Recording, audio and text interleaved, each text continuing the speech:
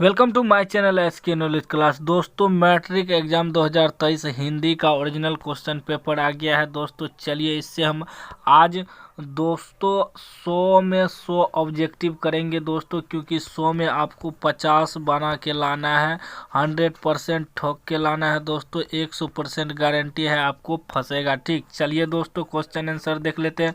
अगर आप चैनल पर नए हैं तो चैनल को सब्सक्राइब कर लीजिए और घंटी को दबा के ऑल कर लीजिए। दोस्तों फर्स्ट नंबर का क्वेश्चन है, बिरजू महाराज किस शैली के नर्तक हैं? तो दोस्तों इसका आंसर आपको ये हो जाएगा कथक। मैं सिर्फ आपको आंसर बताऊंगा ताकि आपका टाइम वेस्ट ना हो। ठीक, ध्यान से देखिएगा, माइंड में रखते जाइएगा। ठीक, चलिए दूसरा क्वेश्चन देख लीजिए। दूसरा कह रहा है बिरजू महाराज का संबंध किस घराने से है? तो इसका आंसर आपको ये हो जाएगा लखनऊ घराने से। ठीक, चलिए दोस्तों आगे देख लीजिए। 3 नंबर का है, जीत जीत मैं निरखत हूँ पाठ का संबंध किससे है?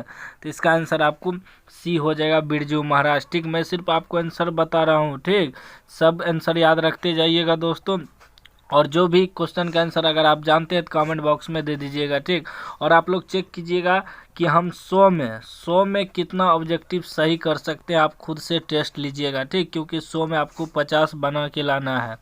ठीक, चलिए आगे देख लीजिए। 4 नंबर का, 4 का अभिनव पाठ का लेखक कौन है?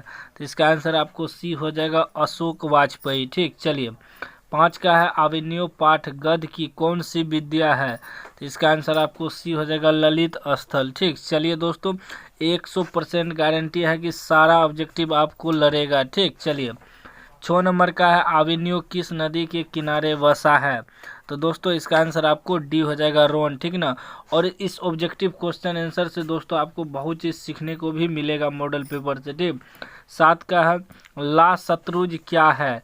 तो इसका आंसर आपको सी हो जाएगा, ईसाई मठ है। ठीक, ईसाई मठ। ठीक, चलिए 8 नंबर का है कि पिकासो क्या थे? पिकासो क्या थे? तो इसका आंसर आपको बी हो जाएगा, चित्रकार। ठीक, चित्रकार थे।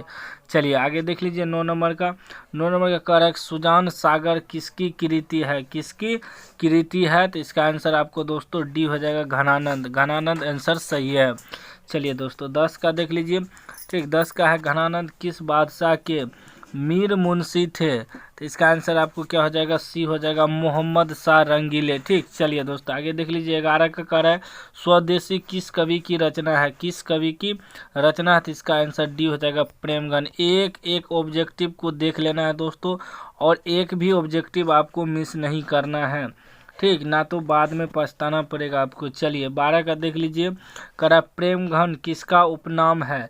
तो इसका आंसर आपको सी हो जाएगा, बद्री नारायण चौधरी।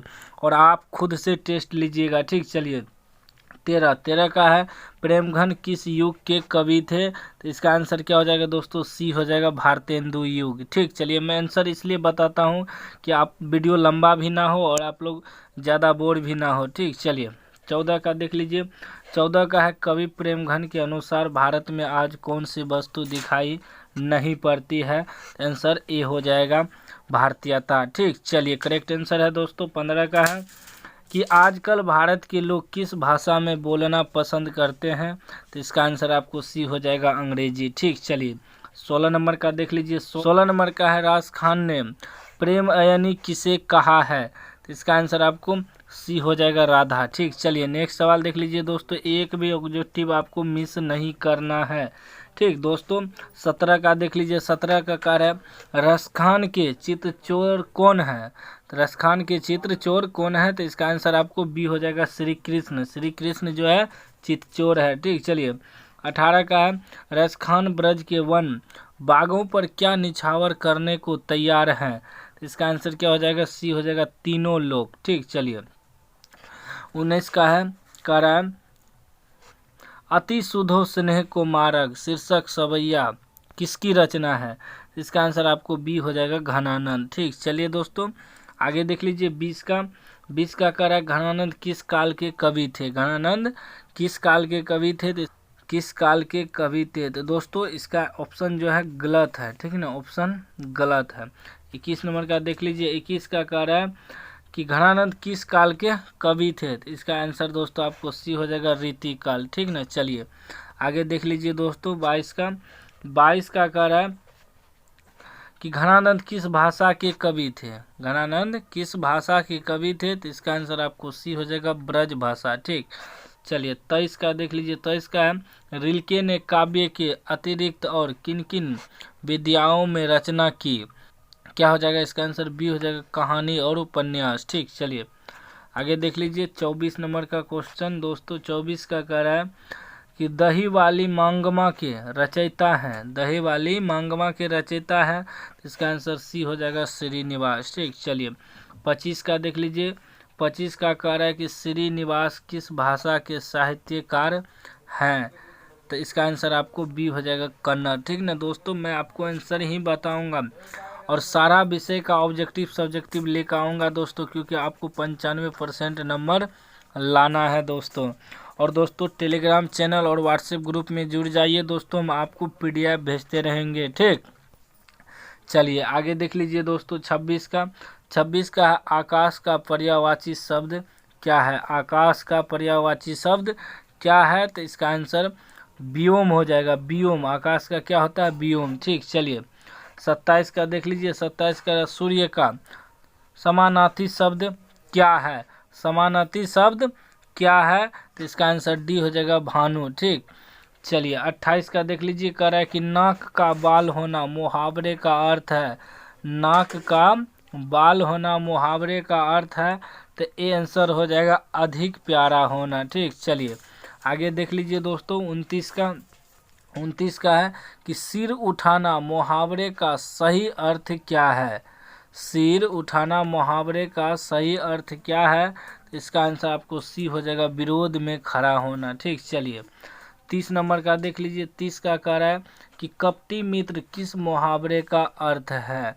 इसका आंसर आपको सी हो जाएगा, आस्तीन का सांप। ठीक, चलिए दोस्तों एक एक ऑब्जेक्टिव आपको ध्यान से देखना है दोस्तों, क्योंकि हिंदी में भी ठोक के नंबर उठाना है। चलिए 31 का है, गोबर गणेश होना मुहावरे का सही अर्थ निम्न में से कौन है, तो इसका आंसर आपको ए हो जाएगा, मूर्ख होना। ठीक, चलिए 32 का है कि टन बोल जाना मुहावरे का निम्नलिखित में कौन सा सही अर्थ है, तो इसका आंसर सी हो जाएगा, मर जाना। ठीक, चलिए आगे देख लीजिए दोस्तों 33 का। 33 का कह रहा है कि अपना उल्लू सीधा करना मुहावरा का सही अर्थ क्या है, इसका आंसर आपको बी हो जाएगा, अपना काम निकालना। ठीक, चलिए 34 का है कि टोपी बदलना मुहावरे का सही अर्थ क्या है, इसका आंसर ए हो जाएगा, दल बदलना। चलिए आगे देख लीजिए 35 नंबर का। 35 का कह रहा है कि मक्खन लगाना मुहावरे का सही अर्थ क्या है, तो इसका आंसर क्या हो जाएगा, सी हो जाएगा, खुशामद करना। ठीक, चलिए 36 का देख लीजिए। 36 का वीर गति पाना मुहावरे का अर्थ क्या है, तो इसका आंसर दोस्तों आपको सी हो जाएगा, युद्ध भूमि में मर जाना। आप खुद से भी चेक कीजिएगा कि हम 100 ऑब्जेक्टिव में कितना नंबर ला सकते हैं, आप में कितना दम है। ठीक, आप खुद चेक कीजिए कि मैं कितना पानी में हूँ। ठीक, चलिए 37 का देख लीजिए।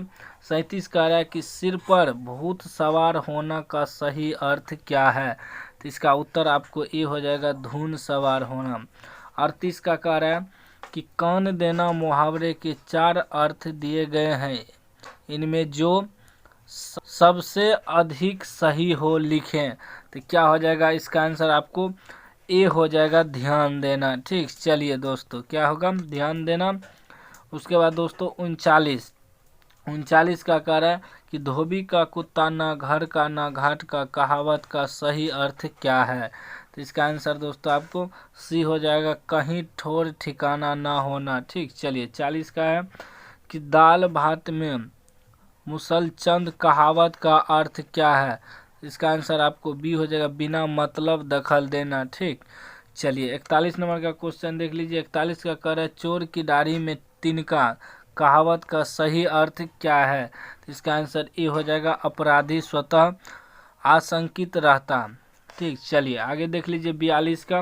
42 का घर की मुर्गी दाल बराबर लौकिक का सही अर्थ क्या है, इसका आंसर आपको डी हो जाएगा, अपने आदमी को काम आंगना। ठीक, चलिए आगे देख लीजिए 43 नंबर का।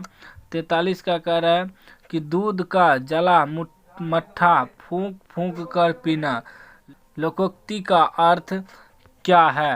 तो इसका आंसर दोस्तों आपको 43 का सी हो जाएगा, खूब सोचकर काम करना। 44 का देख लीजिए दोस्तों, 44 का कह रहा है भैंस के आगे बीन बजावे भैंस लगे पगुराए, कहावत का अर्थ क्या है? तो इसका आंसर दोस्तों आपको डी हो जाएगा, मूर्ख के सामने गुणों का वर्णन व्यर्थ है। ठीक, चलिए 45 नंबर का देख लीजिए। 45 का है नाच न जाने आंगन टेढ़ा, कहावत का सही अर्थ क्या है? तो इसका आंसर आपको बी हो जाएगा, अपना ऐब छोड़ दूसरों का ऐब देखना। चलिए 46 नंबर का देख लीजिए, किसी विषय के विशेष रूप से जानने वाले के लिए एक शब्द है। तो क्या एक शब्द है दोस्तों? तो इसका आंसर बी हो जाएगा, विशेषज्ञ। ठीक, चलिए 47 का विरक्ति का विपरीतार्थक शब्द है।